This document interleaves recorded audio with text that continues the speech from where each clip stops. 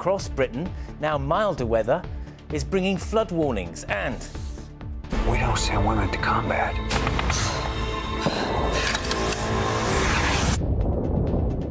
Well, that's a problem, because I'm here. And could it be a big night for Kate Winslet? She's up for awards for her work on the big and small screen at the Golden Globes.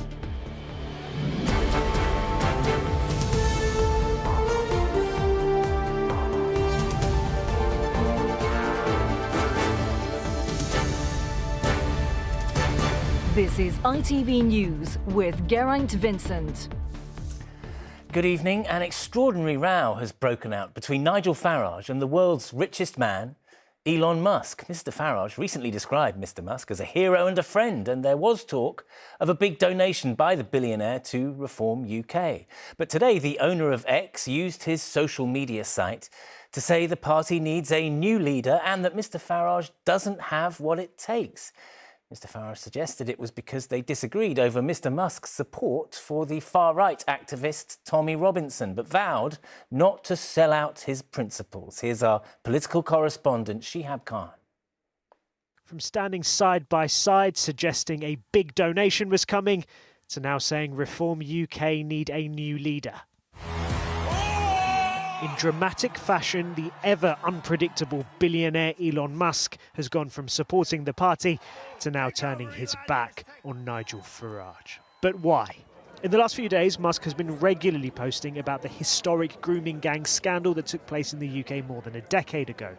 He's been calling for a national inquiry, but it's his support for far-right activist Tommy Robinson, who's currently serving an 18-month prison sentence for contempt of court, that Nigel Farage has distanced himself from.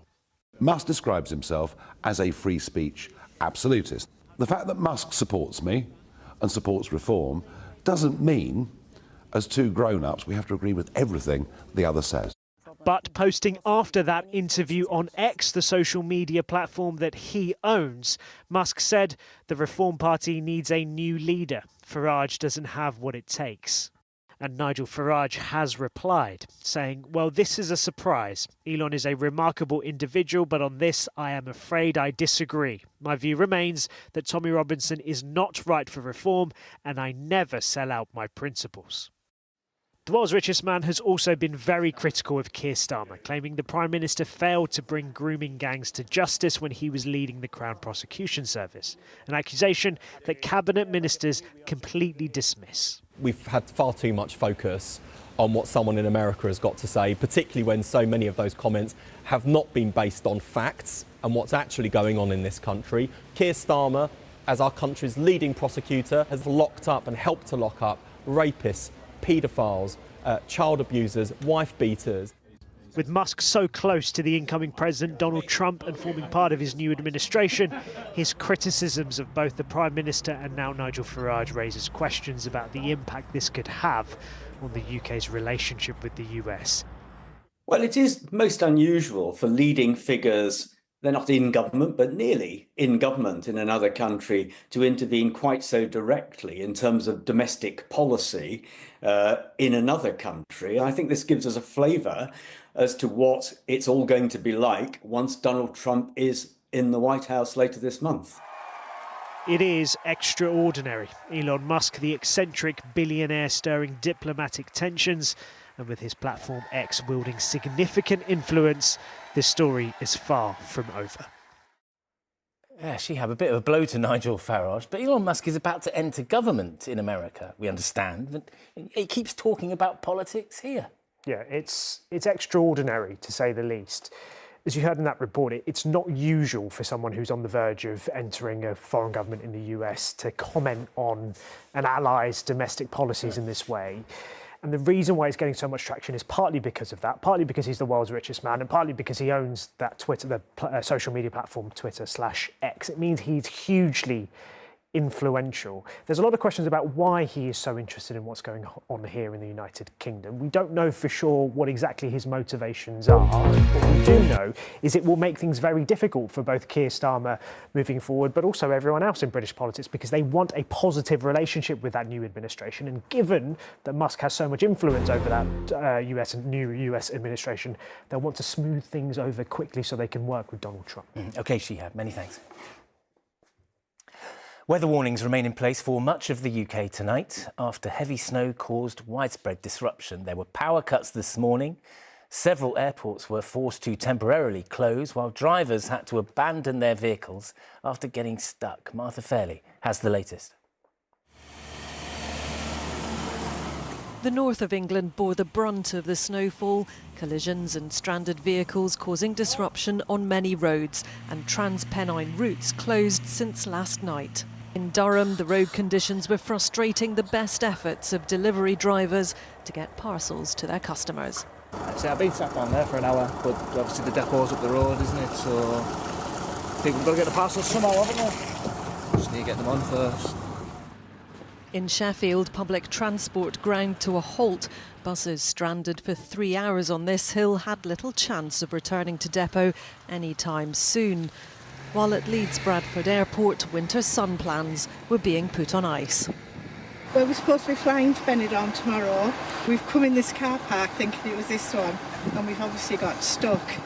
But you've obviously said the airports are shut today anyway, so we'll just have to play it by ear. Operations there resumed this afternoon after runways were cleared, while there was also disruption at Liverpool John Lennon, Manchester and Birmingham airports. With people being reminded to check on the elderly and vulnerable, neighbours in Bradford were helping out where they could. My neighbours are elderly and the nurses have got to come 4 times a day, so I'm just clearing a way up for the nurses, that's all. But as well as blocking roads and runways, the bad weather was also having an impact on power supplies in some communities. Well, the electricity has gone in and out, which has been quite frustrating. But, you know, I think it's nice to have a bit of snow. I think we've missed it over Christmas. It's only been off for a couple of minutes at a time so far. I'm desperate for my child to go to nursery in the morning, so here we are, snow ploughing away ourselves. And with the snow arriving on the last day before the schools go back and many businesses reopen, for those who could, it was an opportunity to have some final festive fun. Well, the snow that was coming down overnight turned very quickly to rain here today. It's been coming down pretty consistently, pretty heavy at times, and it's still coming down right now.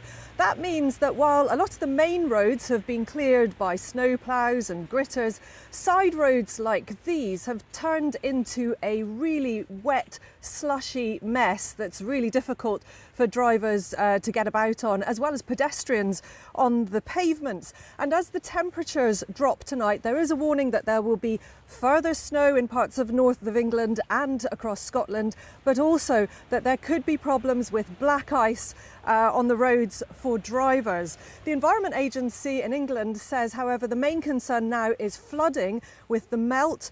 There's a warning of significant river flooding in localised areas of Lancashire and Warwickshire. And of course, with schools and businesses back to normal after the Christmas break, it could be a very difficult start to the new year as everybody gets back on the roads and public transport. The warning once again is travel conditions will be challenging. Consider journeys carefully, especially if you're travelling far. Martha, thank you very much. The Prime Minister will use a speech tomorrow to set out reforms to the NHS, which he hopes will help to cut waiting times. One change we found out about today is an upgrade to the NHS app, which ministers hope will move the health service into the digital age. Ian Woods has the details. If you can order a meal, a flight or a cab on an app, why not arrange a hospital appointment? Many people already do, but the government thinks expanding the NHS app could help cut waiting lists. But some GPs are sceptical. An upgrade won't cure a shortage of doctors and appointments, and not everyone has a smartphone. People do use it, but obviously there's a large proportion of the population that don't. You know, elderly people are not tech savvy. My parents, for example, would not use the NHS app, wouldn't know how to, wouldn't even know where to start. So I think there's a huge proportion of the population that wouldn't use it, and actually they are the main users of the NHS. Even so, Sir Keir Starmer is likely to include improvements to the app as part of his plan to cut waiting lists when he makes a speech tomorrow on the future of the NHS. Any app that speeds up the process is definitely worth using and is good to have available. For me personally, I get very stressed out by it.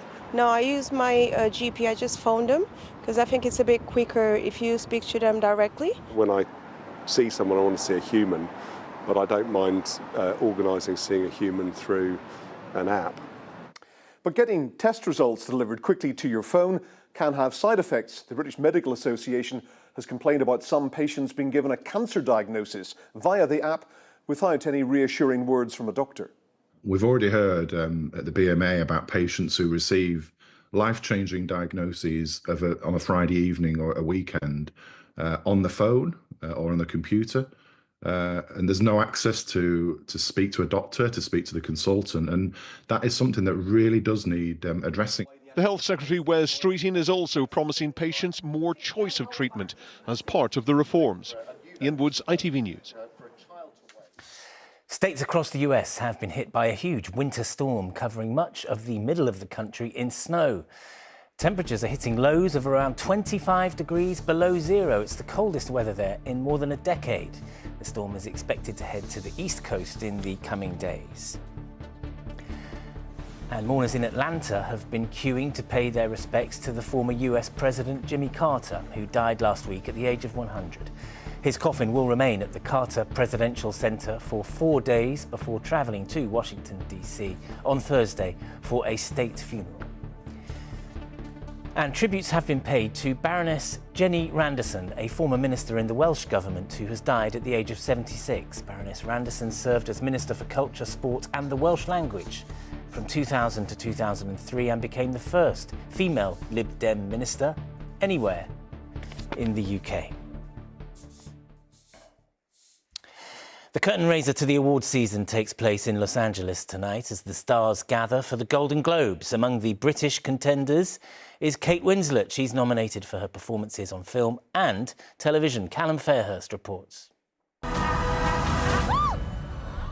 You're great. It's been a glittering year on the screens and they've been rolling out the red carpet for the Golden Globes, Hollywood's first star-studded awards of 2025.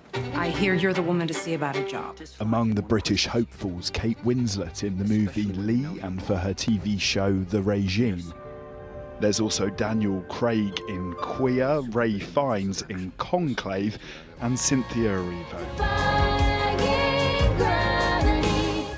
Wicked is up for Best Musical or Comedy Motion Picture. The blockbuster hit was filmed on a farm in Buckinghamshire. It will clear my path to the throne. It'll go against the likes of Gladiator 2. I will never be your instrument. Denzel Washington's up for an award, but not all of its stars are being recognised. Well, Paul Mescal is one of those that I was expecting to be quite strongly in this race, and sadly he hasn't been. But at the same time, you know, British favourites, Tilda Swinton, Hugh Grant. It is nice to see that British stars are being recognised. But leading the way with 10 nominations is the film Emilia Perez, about a Mexican drug lord who changes gender. The glitzy ceremony doesn't just celebrate the big screen titles. The Netflix show that got the whole country talking in April, Baby Reindeer, is up for 3 awards. Martha, can you let go of my hand now, please? While Wallace and Gromit's Christmas confrontation against the evil Feathers McGraw in Vengeance Most Foul is hoping to bag Best Animated Picture. How's my favourite pooch? This year, there hasn't been such obvious frontrunners as last year's Barbie and Oppenheimer, but it certainly has all the star power of a Hollywood celebration. Callum Fairhurst, ITV News. And just before we go, today's big Premier League game beats the winter weather in the northwest, and struggling Manchester United might be about to earn a surprise point at league leaders Liverpool. Lisandro Martinez gave them the lead in the second half. The match is 2-2 now in the closing minutes. And that's all for the moment. We'll be back with the latest at 10 tonight, including all the details of that game. Until then, enjoy your evening. Bye-bye.